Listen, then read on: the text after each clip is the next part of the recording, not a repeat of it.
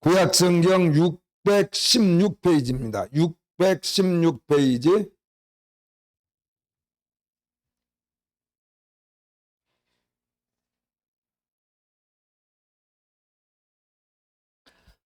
역대상 5장 1절, 2절, 2절을 우리 함께 읽겠습니다.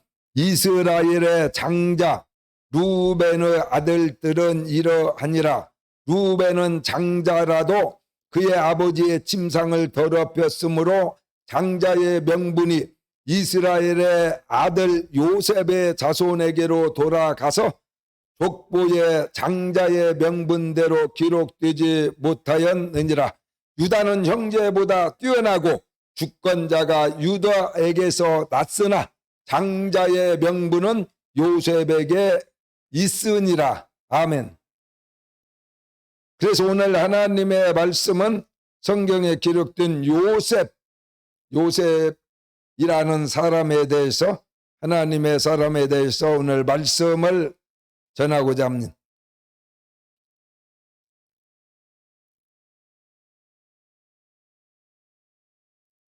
우리나라 속담에도 그런 말이 있습니다. 호랑이는 죽으면 가죽을 남기고 사람은 이름을 남긴다 그랬습니다.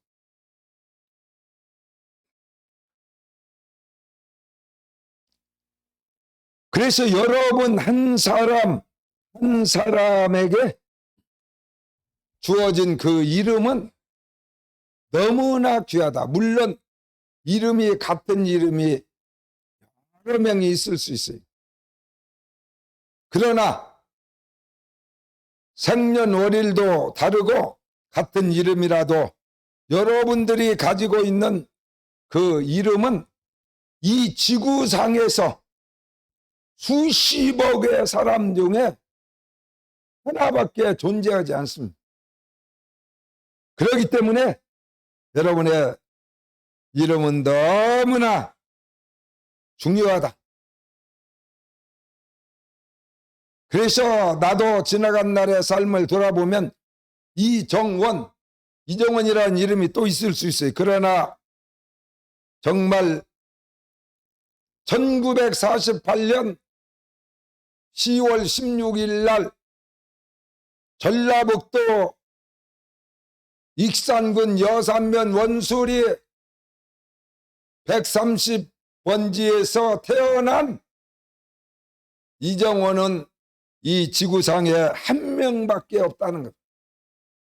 그래서 내가 어떻게 이 세상에 태어나서 어떠한 삶을 살다가 어떻게 이 세상을 떠나갔느냐 하는 것은 너무나 중요하다. 호랑이는 가죽을 남긴다는데 호랑이는 사실은 요사이 너무나 참으로 아마 남한 일대에서는 우리 호랑이가 지금 사라진 것 같아요. 없어요. 호랑이 봤다는 사람이 없습니다. 저 이북으로 해가지고 38선을 넘어서 백두산을 거쳐가지고 중국으로 가버린 것 같아요. 그래서 중국 쪽에는 호랑이가 좀 남아있는데 옛날에는 호랑이가 목사님네 고향에도 호랑이가 있었어요. 그 뒤에 목사님 고향의 뒤에 막 산이 상당히 높은 산이 있잖아요. 거기 호랑이가 있었습니다. 그래가지고 우리 동네 사람이 고사리 꺾으러 산에 갔다가 호랑이가 고양이같이 생겼잖아요.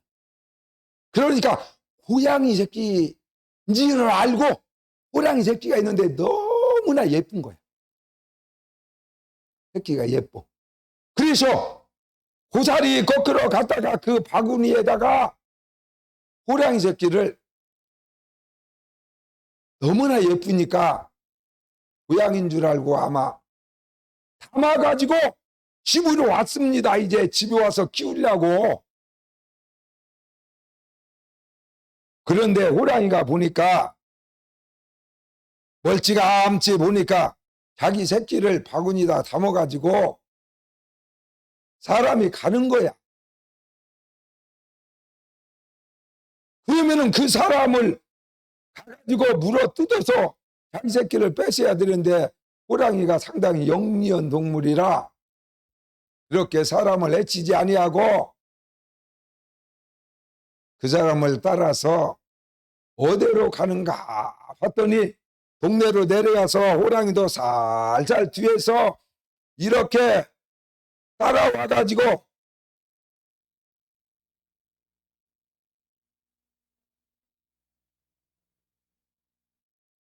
자기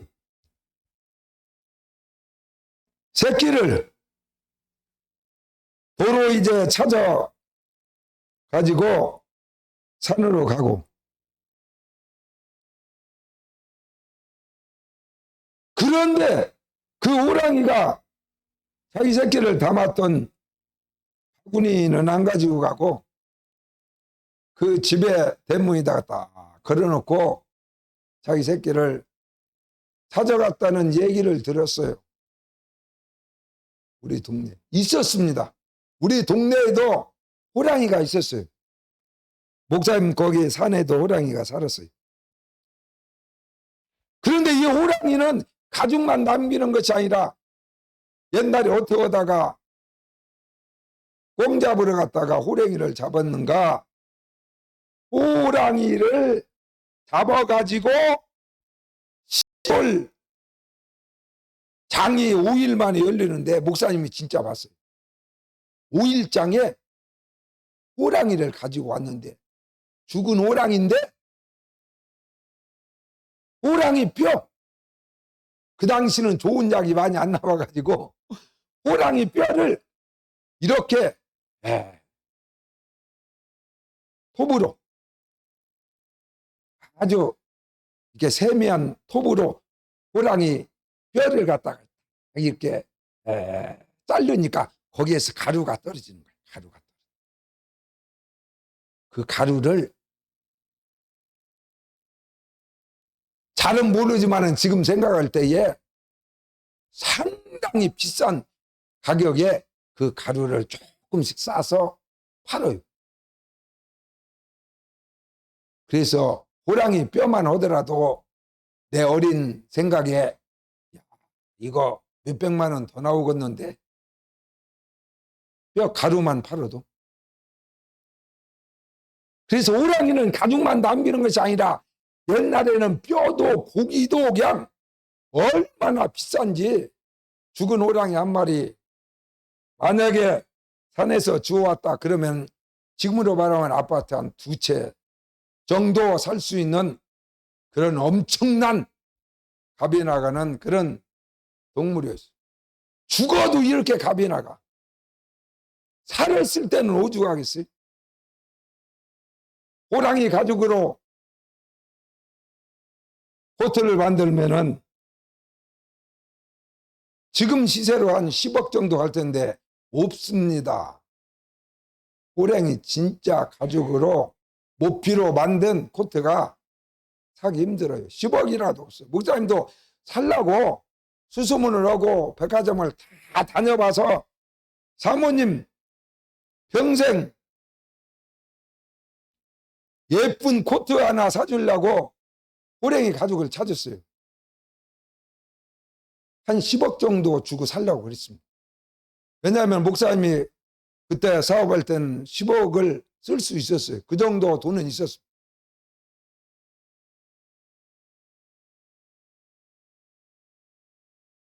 남자분들이 몇 명 안 돼가지고 목사님 설교를 듣고는 진짠가? 야, 나도 내 마누라한테 10억짜리 코트를 사줄 만한 그런 배부가 있을까?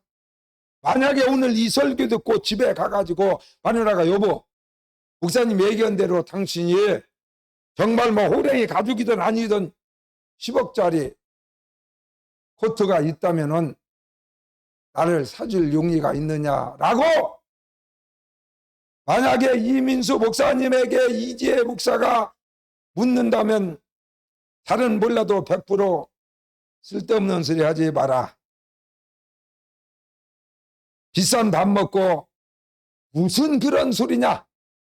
만약에 10억 있으면은 뭐 달라고 당신 코트를 사냐. 교회 땅 사는데 헌금 오든지.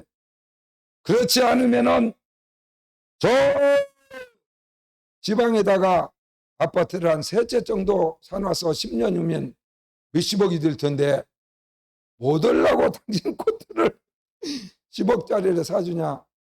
이렇게 말할 수도 없고, 나는 10억이라는 돈이 없기 때문에 그런 상상을 필요가 없다 이렇게 말할 수도 있고, 하여간에 사준다고는 절대 안 할 겁니다. 없어요. 그리스도 목사님이 찾다 호랑이 가족을 못 찾아가지고 관악교회 살 때가 호랑이 가죽하고 비슷하게 생긴 코트가 있더라고. 그래서 10억은 아니고 말하면 시험 들으니까 상당히 비싼 돈을 주고 사줬어요. 이번에 겨울이 이제 몇 달 있으면 겨울 될 텐데, 겨울 되면은 사모님 입고 와가지고 좀 얘기 좀 해주세요. 이게 목사님이 설교할 때 나한테 사준 코트다고 그렇게 한번 얘기 한번 해주세요. 여러분 이름이, 야, 그 사람 이정원이라는 사람이 이렇게 75년 전에 저 전라북도 여산 시골에서 태어나서 마침내 예수 믿고 하나님의 사람이 되고 또 하나님 앞에 택함을 받아서 하나님의 마음에 들어서 하나님이 주의 종으로 그를 뽑아서 그 중에서도 침례교 목사를 하나님이 되게 해가지고 지금까지 40년 넘게 목회를 하고 교회를 몇 번을 개척하고 여기까지 왔어. 이렇게 하도록 하나님께서 나를 인도하셨는데 앞으로 남은 생에 내가 어떻게 살다가 천국에 가버리면은 그 뒤에 남아있는 사람들이, 야, 이정원 목사가 이러이러한 삶을 살았다.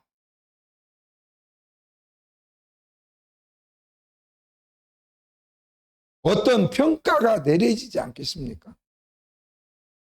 여러분 생각하지 않으세요? 아, 나라는 사람 어떻게 살다가 어떻게 예수 믿고 이 세상을 떠나고 자손과 후손과 많은 사람들에게 평가될 것인가를 여러분 생각했어요. 입만 벌리면 거짓말하지 말고 진실하게 믿습니까? 진실하게 살다가, 그래서 오늘 요셉이라는 사람에 대해서 목사님이 설교를 하느라고 기도하고 준비하고 그랬는데 참 멋있는 사람이다. 나도 요셉처럼 그렇게 남은 삶을 살다 가야겠다, 이런 감동을 받았습니다. 감동을 받았어요.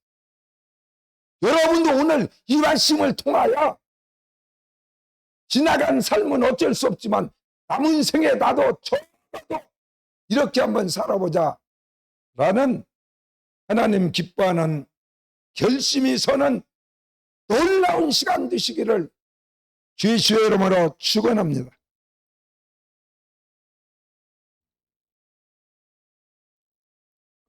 요셉은 어떤 사람이었느냐? 하나님께 선택받은 사람이었다. 하나님 앞에 선택받은 사람이었다.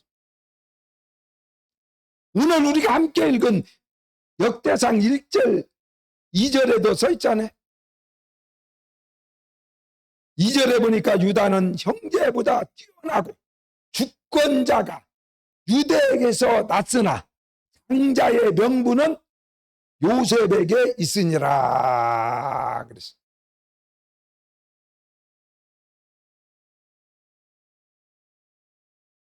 유다 지파는 많은 왕들이 유다 지파를 통하여 이 땅에 태어나고 다윗 왕 같은 놀라운 왕도 태어나고 보이는 계보로는 다윗 왕의 혈통에서 예수 그리스도가 이 땅에 오셨지만은 오늘 성경에 써진 대로 그럴지라도 하나님께서 장자의 명분을 주신 사람은 요셉이었다 그랬어요. 요셉. 그래서 어쩌면 요셉은 보이지 아니하는 신앙의 영적인 하나님께 선택받은 사람이었다. 그러므로 예수 그리스도는 우리의 구원자로 이 땅의 메시아로 오셔서 우리를 구원하신 구세주인데 영적으로 보면 요셉이 바로 그러한 영적인 혈통을 이어받은 하나님께 선택받은 사람이었다는 겁니다. 왜냐하면 요셉은 자기 가족을, 자기 가정을, 자기의 민족을 구원한 사람입니다. 구원한 사람. 자기 가정을 구원한 사람, 자기 가정을 책임지고 정말 자기 가문을 모든 죽음과 저주와 환난과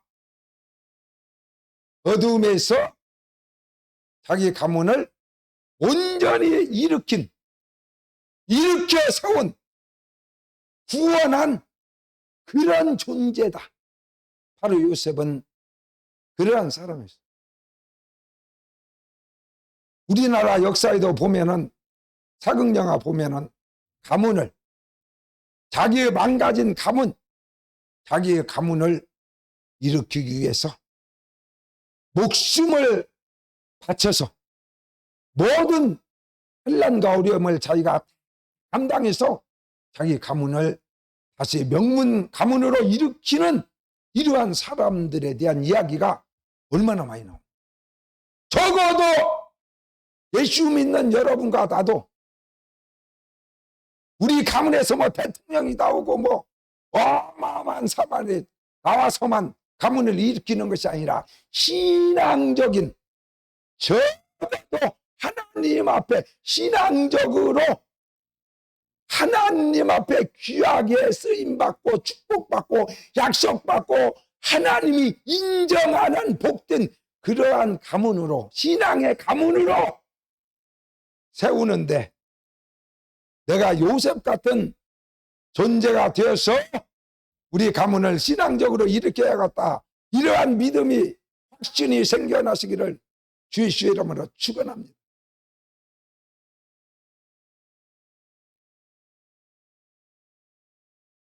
하나님 앞에 선택받은 사람이었다 하는 겁니다. 또 요셉은 노년에 얻은 아들이므로 이스라엘이 야곱이 여러 아들들보다 그를 더 사랑함으로 그를 위하여 채색옷을 지었더니 그랬어요. 요셉의 아버지 야곱은 지금으로 말하면 마누라 4명 정도 얻어가지고 아들만, 딸 말고 아들만 12명을 낳았습니다. 12명을 낳았어요. 그런데 그 12명의 아들들 중에서도 오늘 요셉은 큰아들이 아니고 11번째 아들입니다. 막내 다음 11번째 순서로 말하면은 요셉에게는 기회가 돌아가지 않아요. 11번째 가야 자기 기회가 돌아와. 안 돌아와. 큰 아들이 죽으면 둘째 아들이 장자가 되는 거고, 둘째 아들이 없어지면 셋째 아들이 되고, 그러면 11번째 아들이기 때문에 몇백 년 사는 것도 아닌데 자기한테 장자의 명분이 돌아오지 않아요. 그럼에도 불구하고 하나님께서는 요셉을 이스라엘 백성의 장자로 삼으셨다는, 또 하나님뿐만이 아니라 자기 일을 다 준 친아버지도 11번째 아들인 요셉을, 다른 12명의 아들 중에서 요셉을 가장 첫째로 생각하고는 그렇게 아버지로부터 인정받은, 선택받은 사람이었다는 겁니다. 여러분이 사극영화 9시 40분에 밤에 주말 드라마 이방원, 이정원, 그래서 앞뒤가 부자나 같아가지고 좀 마음이 끌려가지고 목사님이 그 드라마를 계속 봤어요. 오늘 끝납니다. 이제 신사와 아가씨 끝나고 이 세상에 이제 뭔 재미로 살까, 예수 믿는 것 이외에 그렇게 고민했는데 또 이방원이가 나타나가지고 목사님이 이제 주말 드라마 이방원 보는 재미로 주말을 늘 기다리며 살았는데 내일, 오늘 밤에 끝난대. 그래서 어제는 잠이 안 오는 거야. 서글퍼서. 이제 끝나면은 볼 연습곡도 없고, 예수나 잘 믿어야지 세상 것은 좋아해도 다 사라지는구나. 그런데 거기에 보니까 그 이방원이가 이성계의 5번째 아들이었는데도 불구하고 장자가 아버지 대를 이어서 왕이 되는데 5번째인 이방원이가 왕이 됐어요. 대단하지 않습니까?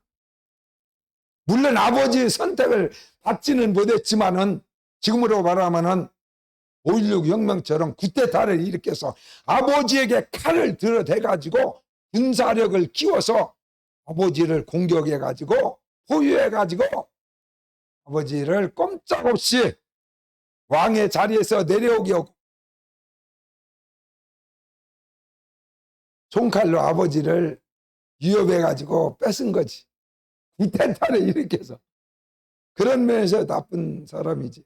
아버지를 갖다가, 아버지의 왕의 자리를 쿠데타를 일으켜가지고 군사를 일으켜서 뺏었어요. 그럴지라도 하여간에 5번째 아들인 이방원이가 마침내 왕이 되었습니다.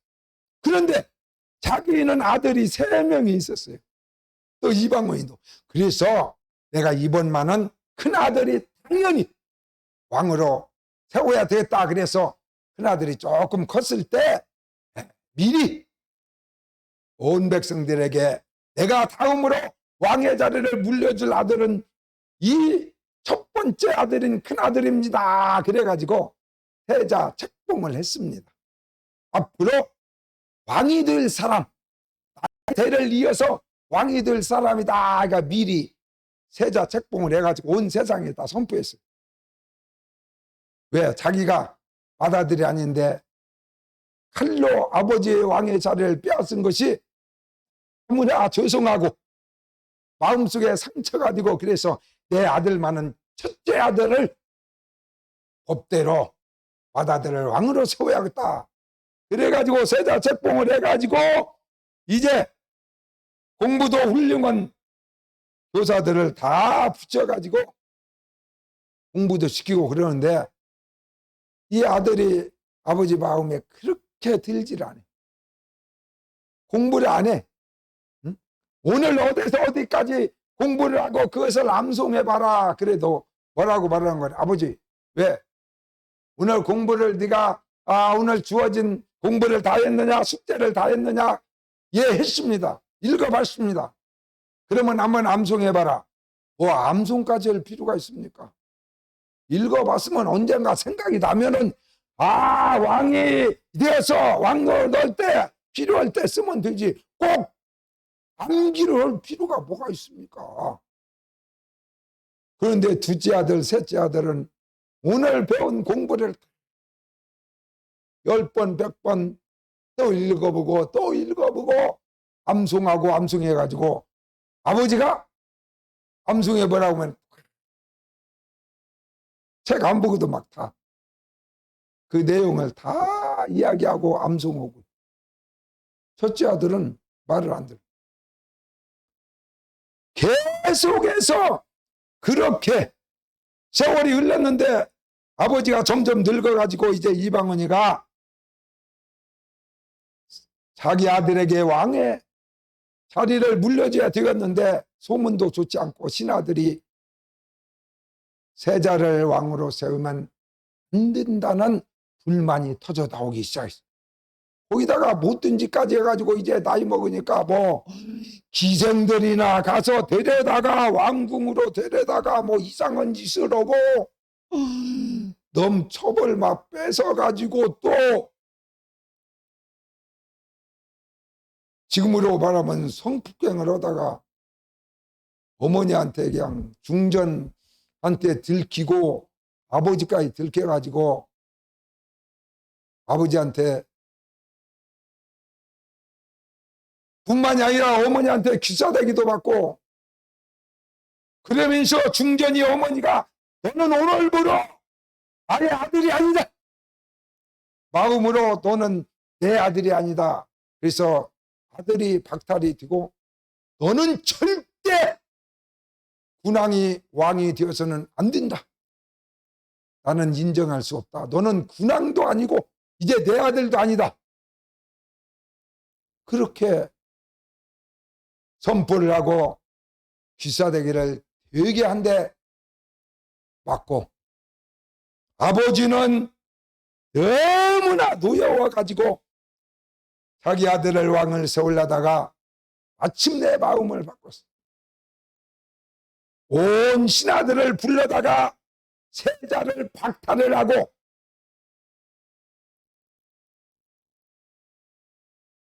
검수완박, 그게 뭔 말인지 여러분 모르죠.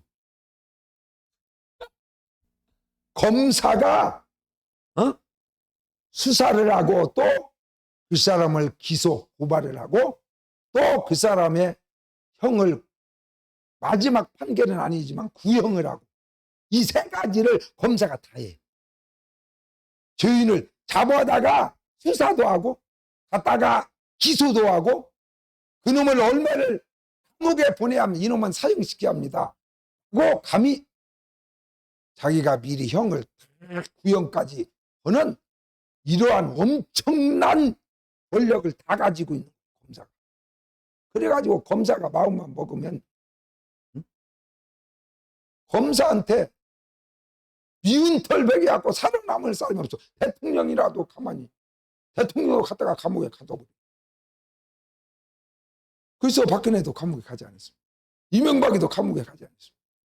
그래서 너무나 권력이 많으니까 이것을 검사에게 줘서 남용하고 억울하게 재판이 이루어지는 경우가 많으니까 이것을 나눠서 수사는 경찰이 하고 기소는 검사가 하고, 이렇게 혼자 권한을 세 개를 다 가지고 있으니까 남용을 하게 되니까 이제 이것을 나누자 그래가지고 검찰 개혁이 시작됐어요. 몇십 년 만에 드디어 국기를 통과했습니다. 이것은 엄청난 일입니다. 잘했느냐 못했느냐를 떠나서 50년 60년 동안 아무도 하지 못한 일을 우리 국민들이 민주당 국회의원을 172석을 주는 바람에 이번에 드디어 이것을 통과시켰어요. 막 난리가 났죠. 검사들은 자기가 평생 동안 몇십 년 동안 막 해먹은 것을 다 권한을 뺐으니까 막 난리가 났습니다. 잘한 일인지 못한 일인지 앞으로 세월이 흐른 다음에 역사가 판단할 일입니다. 그래서 이방원이도 끝까지 큰아들을 법대로 세우려고 그렇게 몸부림쳤는데도 요놈이 마지막까지 아버지를 실망시키니까 아버지가 마침내 어느 날 신하들을 다 모아놓고 상의를 해서 세자를 박탈해버렸어요. 권한을 뺏어버렸어요.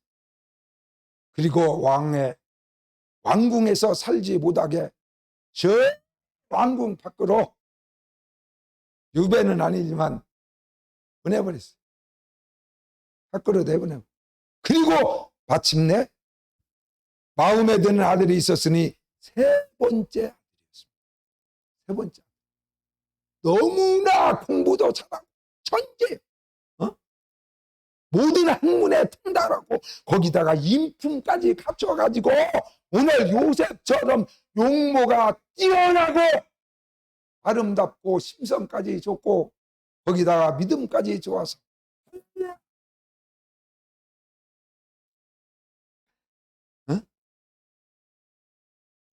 당당히 왕을 시켜도 손색이 없는, 그래서 신하들이 막 몇백 명의 신하들이 있는데 세 번째 아들을 왕을 세우는데 반대하는 사람이 있느냐? 한 명이 반대를 하더라고요. 거의 두 나라 땅 사람인 것 같아. 그러니까 반대. 거기에 있는 막 몇백 명의 신하들이 막 다 세 번째 아들을 왕으로 세우는 건 너무나 정말로 어마어마하게 성군이 나올 수 있는 재질을 가지고 있고 성품이 있는 이러한 아들입니다. 99.9% 만장일치. 근데 한 명이 그래도 큰아들 해야죠. 거기에서 그래가지고 반대를 하는 사람이 한 명이야. 그래서 그 사람은 사약을 먹였는가 유배 보내버리고 보가리를 쳐버리고 100% 찬성으로 셋째 아들을 세웠는데 그분이 누구냐? 세종대왕입니다. 너무나 목사님도 그 사극을 보고 천만다행이다. 큰아들이 왕이 됐더라면 우리는 한글도 없어. 여전히 약소민족이 되어가지고 말이 어려우면은 여러 가지로 나라가 세워지기가 쉽지 않아요. 영어가 쓰는 나라가 세계를 지배하지 않습니까? 이제 한국도 점점 막 세계 10위권에 오르는데 언어 중에서 한국말이 너무 좋아. 내가 한국 사람으로 태어났으니까 이 정도 설교로지 만약 영어로 한다면 여러분은 감동 못 받을 거예요. 한글같이 그렇게 우리의 감성과 모든 것을 적절하게 표현할 수 있는 언어가 이 지구상에 한글밖에 없습니다. 한글. 그래서 마지막에 하나님이 우리를 쓰는 거예요. 근데 그 한글을 만든 사람이 누구냐? 세종대왕이잖아요. 큰아들이 왕 됐으면 큰일 날 뻔했어. 우리는 글씨도 없어가지고 이 나라 저 나라 빌려서 이 말도 하고 저 말도 하고 그랬는데 한글이 얼마나 대단해. 그래가지고 지금 K-팝이 세계를 휩쓸고 있는데 막 세계 각국에서 우리 한글 배우려고 정신이 없어요. 그런 세상이 없어요. 왜? 이 한글을 가지고 하나님을 섬기고 하나님 앞에 기도하고 믿음 생활하는데 한글 성경같이 대단한 것이 없어요. 영어나 원본보다도 더 하나님을 잘할 수 있는 유일한 언어가 한글입니다. 그 한글을 만든 분이 세종대왕. 천만다행이다. 그런 왕이, 그래서 우리가 역사상 최고로 존경하는 왕이 세종대왕이고, 그리고 장군 중에서는 이수신. 두 명 없었으면 우리는 뭐 어디 가서 자랑할 것도 없어. 우리 민족은 자랑할 것이 아무것도 없어. 세종대왕 없으면 요셉이 그러한 사람이었다. 선택받은 사람이요. 아버지에게도 12명의 아들 중에서 아버지가 가장 인정하는 아들이 바로 요셉이었습니다. 요한복음 15장 16절에 하나님께서 너희들이 나를 하나님을 택한 것이 아니요 내가 너희를 택하여 세웠나니. 할렐루야.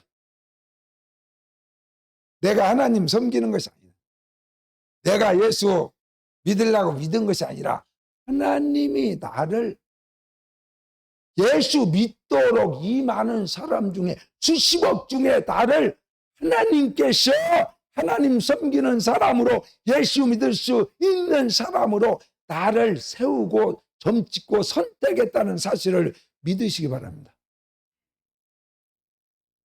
지금은 우리 아멘교회가 수가 대단하지 않지만은, 그러나 여러분들을 하나님께서 신앙생활을 하되 예수를 믿되 저 강동구에 있는 아멘교회에 가서 예수 믿어라. 할렐루야. 이렇게 하나님이 우리를 아멘교회로 보내줘. 내가 온 것 같지만 하나님이 너는 아멘교회에 가서 예수 믿어. 이렇게 하나님이 나를 선택했다는. 뭐 아멘교회가 그렇게 대단하냐? 아멘교회가 대단하지. 지구상에 한 명밖에 없는 이정원 목사가 설교하고 오늘 여러분이 이 설교를 듣잖아요. 할렐루야. 지금은 실감이 안 나지만 조금 더 건강 관리 잘해가지고 5년, 10년, 15년 여러분이 건강하게 산다면은 우리 아멘교회가 어떠한 교회가 되었을 때에 내가 그때 교회 아멘교회에 가기를 천만 다행이다. 내가 이런 대단한 교회에 성도요 집사라는 것이 나는 너무나 행복하다 라는 날이 곧 다가올 줄로 믿습니다. 아멘교회 가서 설교 한번 들으려고 200개가 넘는 세계 각국에서 비행기 타고 모여 들음으로 말미암아 인천공항이 마비돼 버리는 기적이 일어날 줄로 믿습니다.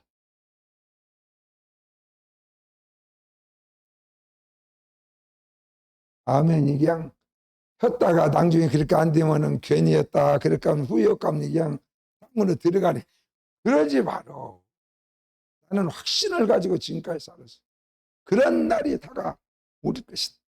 왜 하나님께서 우리 아멘 교회를 마지막에 거룩한 교회로, 성령으로 예배드리는 교회로, 하나님의 살아계심을 직접 체험할 수 있는 교회로 발세에 세우셨기 때문에. 믿습니까?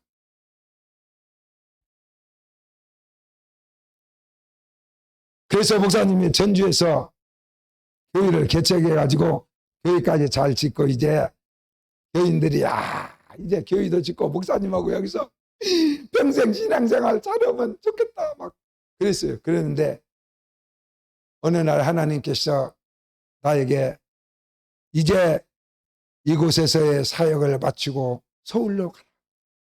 서울로 가라. 그때 서울로 안 왔으면은 우리 김남순 집사님도 못 만나고 정양수 선생님도 못 만나고 예수 믿어 천당은 가겠지만은 목사님 못 만났을 거예요. 그 천주가 좋다고 거기서 계속 살았으면. 그런데 하나님께서 또다시 나를 이제 네가 서울로 가라. 서울로 가서 마지막 복지를 하라. 그래서 이 세계 지구 전체를 향해서 복음을 전파하는 이런 지혜중이 되라. 그러한 놀라운 소명을 받고 하나님의 뜻을 순종해서 서울 땅에 왔어요. 그래서 지금 설교하는 거죠. 지금부터다. 이제 한 40년 준비했으니까 앞으로 40년은 목회를 제대로 하려고. 그럼 40년이면 몇 차례? 120살 되겠네. 120살. 여러분 건강관리 잘하고 목사님하고 같이 살다 가려면은 말 잘 듣고 성경대로 예수 믿으시기를 주시의 이름으로 축원합니다. 그래서 오늘 또 사모님한테 그랬어요. 여보, 내가 젊어서는 하나님이 나를 막 부흥 강사로 써가지고 서울로 가고 막 제주도로 가고 막 전국을 누비면서 부흥회를 인도를 갔는데, 그때는 30대였는데도 부흥회 갔다 오면 그냥 퍼져가지고 다 죽어. 숨만 깔딱깔딱 해가지고 부흥회를 다니다가, 여보, 이대로 가다가는 40 못 돼서 당신 과부 만들고 우리 애들도 고아 만들고 아버지 없는, 도저히 안 되건, 건강이 도저히 내가 감당을 못해요. 그래서 나는 이제 부흥 집회는 그만두고 우리 교회에서 목회나 해야 되겠다. 이래서 접어버렸어요. 부흥회를 접어버렸어. 전국에서 오라고 했는데 막 돌아다녔어요. 1년 365일.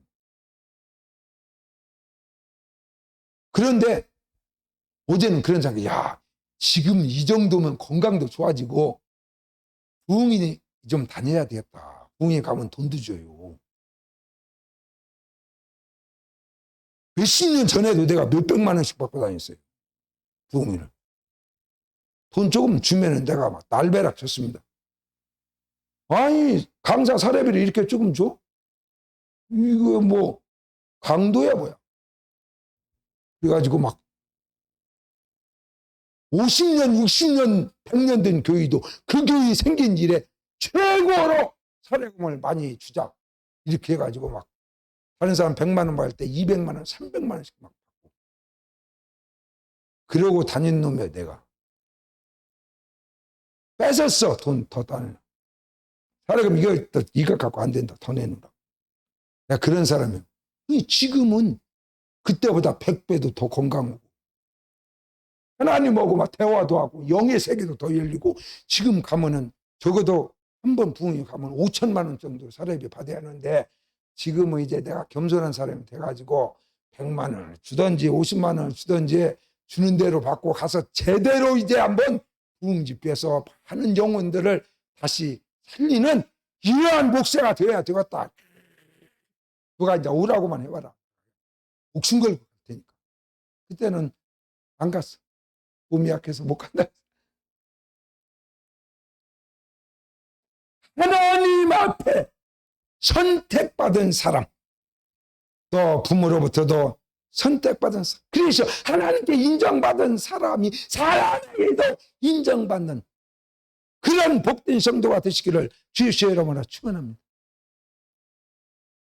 요셉은 죄와 타협하지 않는 사람이었습니다.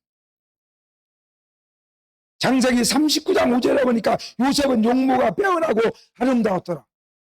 요셉은 막 우리나라로 말하면은 최고의 우리나라 탤런트 중에서 제일로 잘생긴 사람이 누구냐?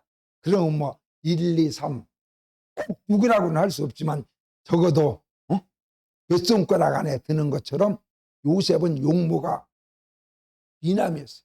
정말 잘생겼어요. 뛰어났다 그랬어요. 아무도 그 사람 따라갈 사람이 없을 정도로 그렇게 잘생긴 데다가, 그런 데다가 아름답기까지 했다. 아름답다는 말은 젠틀하다, 그런 말입니다. 얼굴만 잘생기고 몸만 멋있게 생긴 것이 아니라 그냥 인품이, 사람에게서 풍겨나는 인품이 그냥 신사야. 젠틀맨, 멋있는 사람, 그런 사람이. 그렇기 때문에 형들이 이 요셉을 갖다가, 아버지가 너무나 요셉만 사랑하니까 양치다가는 요셉을 갖다가 지나가는 상인한테, 지금으로 말하면 팔아먹어버렸어. 자기 동생을 돈 주고 팔아먹어버렸어. 그 당시 외국으로 한번 팔려가면 지금처럼 비행기가 있습니까? 뭐 죽을 때까지 이제 고향에 못 와. 팔아먹어버렸어. 그런데도 불구하고 이 요셉이 원체 잘생겼으니까 그 당시 세계를 지배하던 애굽이라는 나라에 팔아먹었는데, 거기다가 장사꾼이 그래도 더 비싸게 팔아먹어야 하니까 그 당시에 애굽을 지배하던 국방부 장관의 집에다가 요놈을 50만 원 주고 사갖고 5천만 원 정도 받아. 한 100배는 받아. 5천만 원 받아먹고 팔아버렸어. 그래가지고 이제 마침내 노예로 팔린 이 요셉은 그 집에서 노예로 열심히 일했는데 하나님의 놀라운 은혜로 보디발 장군이 보니까 이놈이 보통 놈이 아니야. 노예가 아니구나. 내가 돈 주고 샀지만 그런 종로로 될 놈이 아니다. 그래가지고 자기 집에 있는 수십 명의 일꾼들과 어마어마한 재산을 관리하는 총무로, 자기 대신 총무로 그 보디발 장군의 지배인으로 이렇게 요셉을 삼았어요. 너무나 멋있게 생깁니다. 영리하고 성품까지 좋으니까 종이 아니라 가정 총무로 그를 삼았습니다. 그러니까 이제 그 아내가 봐도 자기 남편하고 지금까지 살았는데 자기 남편인 장관보다도 더 멋있는 거예요. 생기기도 잘생깁니다. 그냥 인품이 세종대왕 같아요. 지식만 많은 것이 아니라 사람이 되먹었어요. 그러니까 이 여자가 뿅 가가지고 눈짓을 하고 막 눈을 깜박거리고 막 요셉한테 그러네. 그래도 요셉은 개의치 않았어요. 그런데 막 이제 노골적으로 내가 너를 좋아하니까 나랑 좋아하자고 막. 아니 이 여자가 막 직진을 하는 거야. 자기는 종인데. 그래서 뭐라고 고백했는 거니? 나는 하나님을 섬기는 자로서 감히 다른 남편이 있는 여자를 사랑할 수 없고 더군다나 나에게 이러한 은혜를 베풀어서 종인 나를 이렇게까지 대접하는 우리 주인을 배반하고 당신하고 간통을 하면 나는 인간이 아니다. 나는 그럴 수 없습니다. 하나님 앞에 그럴 수 없고 또 나에게 이러한 은혜를 베푼 주인에게 그러한 일을 할 수가 없나이다. 안 됩니다. 안 돼. 유행가 가사만 있는 것이 아니라 예수 믿는 사람은 하나님이 보시기에 잘못된 것은 죽어도 안 된다고 거절할 수 있는 성도가 되시기를 주의 시험으로 축원합니다. 어쩔 수 없이는 목을 쳐버려. 뭐가 어쩔 수 없어. 어쩔 수 없는 일이 어디가 있어. 다 자기가 저지른 일은 자기가 책임을 져. 어쩔 수 없이 천만에 절대 결단코 하나님을 기뻐하지 아니하기 때문에 나는 결단코 내 목이 날아가더라도 나는 그렇게 할 수 없나이다. 할렐루야. 이러한 목사가 아멘교회 목사예요. 그래서 좋은 것이지 무슨 뭐 아멘교회 목사보다 더 잘생기고 수등배기로 말 잘하는 목사가 한두 명입니까? 결코 죄와 태업하지 않는 그러한 사람이 바로 요셉이었어요. 그러므로 어느 날은 하도 막 안달병이 나갖고 이 여자가 막 마침 그때 종들이 집안에 저 밖으로 일어나가서 아무도 없어 단둘이 있었어요. 그러니까 막 달라들어가지고 같이 동침을 하자 막 죄를 짓자고 옷을 막 벗기고 옷을 잡아당기고 그러니까 요셉이 그냥 옷을 다 그 여자가 옷을 잡아다니니까 막 옷을 벗어서 집어 던져버리고는 그냥 도망갔다.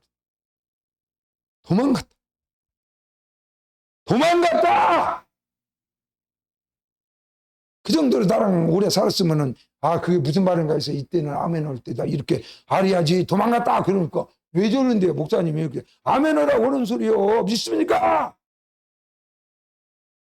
어떻게 하자는 거예요? 죄를 지어 나는 이때다 한번 놀아보자 그래갖고 죄 지어 도망가는 성도가 되시기를 주의 이름으로 축원합니다. 굶어 죽더라도 내 삶이 여기서 마무리가 된다 하더라도 나는 결코 죄를 지을 수 없나이다. 하나님의 뜻을 거스를 수 없나이다. 나는 하나님이 나를 선택해서 거룩한 종으로 삼네. 목사인 내가 목이 천번 달아나도 나는 그렇게 할 수 없나이다. 라는 고백소에서 나는 40년, 50년 넘게 지금까지 살아오고 있고 앞으로도 마찬가지입니다. 사랑하는 우리의 아멘교회 성도 여러분, 요셉처럼 하나님 앞에 결코 나에게 은혜를 베푼 주인에게 사랑해도 내가 결코 그렇게 배반할 수 없나이다라는 그런 각오와 결심을 가지고 예수 믿는 성도가 되시기를 주의 이름으로 축원합니다. 마지막으로 요셉은 하나님 입장에서 모든 것을 생각하는 사람, 하나님 입장에서 억울하기도 하지. 사람 편에서 보면 억울해. 형들한테 내가 뭐 잘못한 것도 없는데 아버지의 사랑받는 것 때문에 질투해서 형들이 나를 갖다가 외국 상인한테 그냥 돈 주고 팔아먹어서 외국으로 노예로 팔려가 종으로 팔려가서 거기서 13년을 살았습니다. 17살에 팔려가고 30살에 마침내 그 당시 애굽의 국무총리가 됐어요. 지금으로 말하면 미국에 건너가 가지고 미국에서 부통령에 당선되고 이제 차기 대통령 후보까지 오르는 기염을 통한 거예요. 13년 만에. 그렇지만 그 13년이라는 세월은 그렇게 평탄한 세월이 아니었어요. 이 여자 때문에 누명을 쓰고 감옥에도 가고 바랄 수 없는 어려운 일들이 계속 다가왔어도 그것을 하나님 앞에 기도하면서 잘 참고 견뎌서 마침내 30살에 애굽의 국무총리의 자리가 올라서 그 바로 왕이 나는 왕의 자리뿐이고 모든 권한은 내가 너한테 다 줄 테니까 도장까지 다 줘버렸어요. 이방원이 아들한테 도장 어인까지 그냥 도장 찍으면 끝나버려요. 그리고 온 나라를 애굽이라는 온 나라를 다스리는 1인자가 됐어요. 그렇게 하시고 하나님. 그래서 이것을 사람 편에서 보면 나를 갖다가 동생을 갖다가 이렇게 팔아먹어? 나를 팔아먹어? 기회만 줘. 내가 이제 성공했으니까 그냥 고향으로 돌아가서 형들 다 목을 쳐버려. 이렇게 말할 수 있어요. 그래서 이방원이 첫째 아들은 좀 못돼가지고 내가 세자고 나는 당연히 왕이 될 건데 내가 왕이 되면 너는 살아남지 못할 거요. 세종대왕 둘 그 셋째 동생한테 내가 왕 되면 너를 내가 죽여버릴 거야. 이랬어. 그 사람이 왕 됐으면 큰일 날 뻔했어. 그러니까 이방원이 셋째 아들은 그렇게 말하는 형에게 뭐라고 말. 만약에 내가 왕의 자리에 오를 수 있다면 그리고 나는 왕이 된다면 형님을 뜻이 잘 섬겨서 이 땅에서 행복하게 평안하게 아무런 부족함 없이 잘 살 수 있도록 형님으로 잘 모시겠습니다. 할렐루야. 그랬다니까 연습께서. 이방원이 셋째 아들은 내가 너를 죽일 거다. 그러니까 형이 나는 왕이 되면 형님으로 최고로 행복한 삶을 살 수 있도록 후원하고 그렇게 죽을 때까지 받들어 섬기겠나이다. 이랬어요. 이런 사람이 돼야 되지 않겠습니까? 여러분, 하나님의 입장에서 요셉은 그런 사람이었어요. 이야, 심은대로 거둔다 하더니 너희들이 나를 죽이려고 외국에 나를 팔아먹기까지 했지. 그런데 봐라, 나는 세계를 지배하는 이 나라의 1인자가 됐어. 그런데 흉년 들어서 마침 형들이 양식 살라고 요셉 앞에 와서 요셉의 허락 없이는 쌀 한 톨도 못 사가. 어? 그런데 하다 보니까 요셉이가 앉아있는 요셉인지 몰랐지. 이제 멋있게 생겨갖고 30살 됐으니까 몰랐어. 그런데 요셉은 보니까 저 형들이 꼬라지가 옛날엔 지금이랑 똑같아갖고 딱 보니까 알겠더라고. 너는 잘 걸렸다. 너는 다 죽었어. 막 양식도 안 주고 다 갖다 이놈들아 가둬라. 정당뿐이니까. 그리고 목을 쳐라. 그러면 집에 가도 못 오고 다 죽는 거예요. 양석시하러 왔다. 그런데 요셉은 그렇게 하지 않았어요. 왜냐하면 자기 생각대로 하는 사람이 아니에요. 자기 감정대로 하는 사람이 아니에요. 자기 입장에서 생각하는 사람이 아니에요. 교회의 입장에서. 믿습니까? 내가 이렇게 하면 교회가, 우리 아멘교회가 어떻게 될까? 내가 이렇게 하면 아멘교회 목사님이 어떻게 될까? 내가 이렇게 하면 내가 믿는 하나님은 좋아라 할까? 이걸 생각해야지. 자기 원하는 자기 하고 싶은 대로 하는 것은 그건 신앙이 아니지. 그건 신앙이 아니야. 그건 사랑이야. 자기 하고 싶은 대로. 하나님께서는, 하나님의 입장에서는 우리 가족을, 우리 민족을 앞으로 몇 년 후에 이런 무서운 흉년에 살려야 돼. 그러려면 양식이 많고 비옥한 땅을 가지고 있는 이 애굽의 양식을 구하여다가 먹어야 앞으로 살아날 텐데, 몇 년 기근 동안에 다 죽을 텐데 미리 애굽으로 보내서 애굽에서 권한을 가지는 사람을 만들어서 그때에 양식이 없어 죽어갈 때에 자기 가족을, 민족을 살려야 될 텐데 하나님께서 요셉을 선택하셔서, 믿습니까? 근데 그냥 가라면 가겠어요? 너 이거 아프리카 살아. 그러면 누가 갑니까? 안 가. 안 가. 간다고 하면 거기 가서 못 올 거예요. 지가 갑자기 뭐 국회의원에 나설 거예요. 뭐요? 외국놈이 와가지고 누가 찍어 죽었어요. 그런데 하나님께서는 이러한 방법을 통해서 형들의 마음을 감동시켜갖고 막 악한 마음을 품게 해가지고 팔아먹게 만들었어요. 그런데도 불구하고 하나님께서 요셉을 13년 후에 애굽의 1인자로 세우셨어요. 이것은 하나님이 하신 것이다. 하나님이 그렇게 하신, 하나님의 입장에서 하나님의 방법대로 하나님이 그렇게 하신 것을 내가 성질 난다고 원수 갚을 기회가 왔다고 내가 너희들의 목을 치고 형들을 감옥에다 가둬. 여러분 마음대로 살기를 원하십니까? 여러분 좋은 대로 살기를 원하십니까? 설교를 들을 때도 마찬가지. 여러분이 설교 듣지 마세요. 남편 말도 안 듣고 평생을 몇십 년 의적거리고 소리 지르고 앙증거리고 산 여자가 목사님 다른 남편, 사모님네 남편인 이정원 목사가 설교하는데 그 말을 듣겠습니까? 지 남편 말도 안 듣고 날마다 소리 지르고 그런 여자가 이정원 목사가 설교하는 소리를 듣겠습니까? 아무 말도 안 들어. 지가 최고예요. 남편도 무시해버리는 여자가 목사 말을 듣겠습니까? 그러므로 여러분이 설교를 듣지 마세요. 여러분이 설교를 듣지 마. 여러분은 설교 듣기 싫어. 다른 사람 설교 듣기 싫어.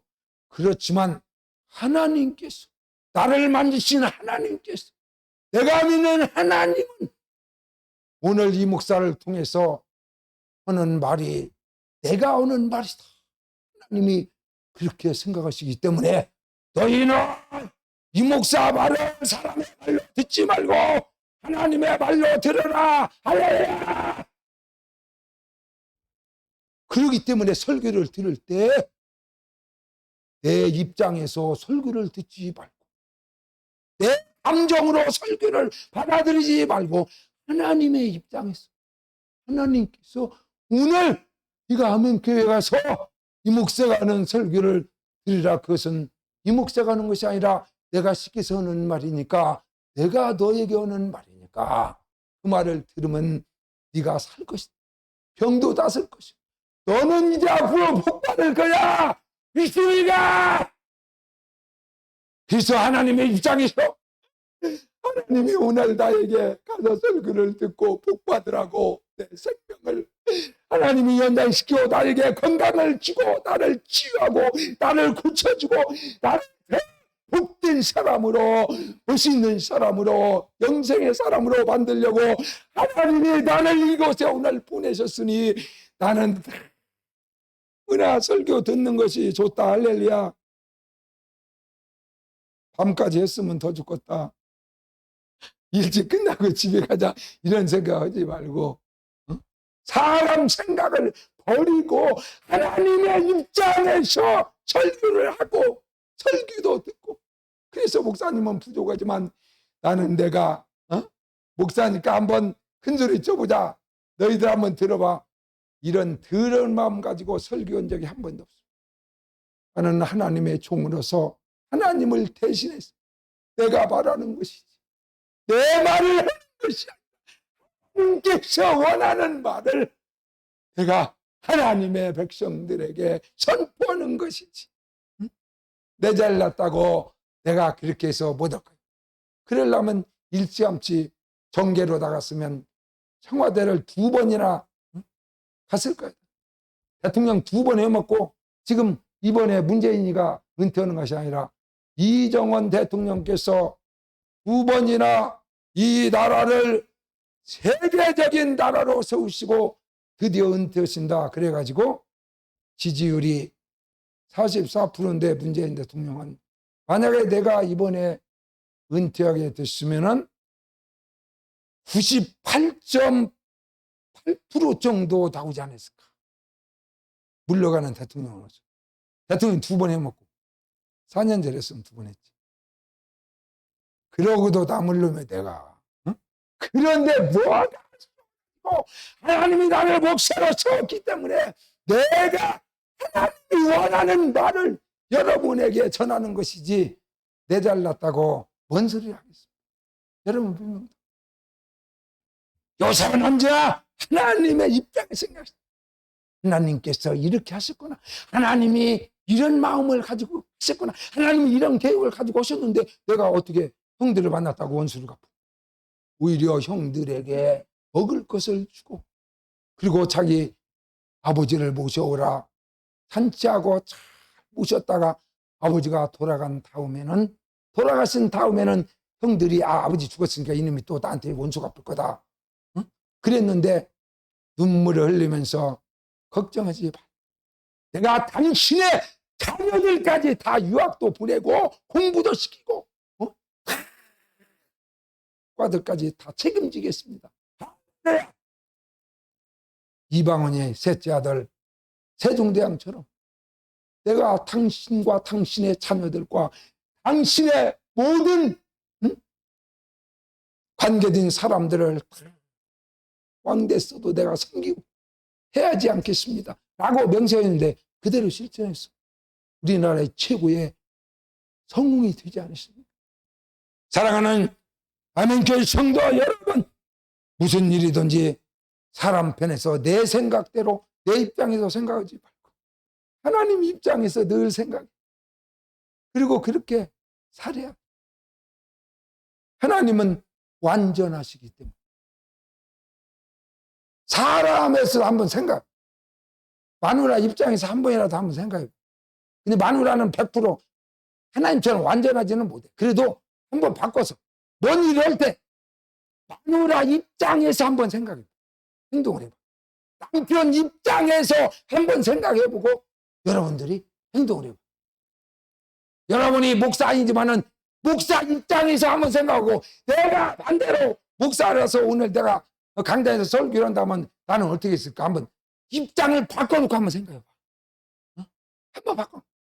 언제나 입장에서 생각하고 행동하는 요셉 같은 아름다운 사람이 되어서 여러분 이 땅에 사는 동안에도 영혼이 잘 뛰고 범사가 잘 뛰고 강건해지고 전국에 가서 영원히 하나님 앞에 살 때 면류관 받고 상급 타고 칭찬받는 복된 성도가 되시기를 주의 이름으로 축원합니다. 찬송 382장 부르겠습니다.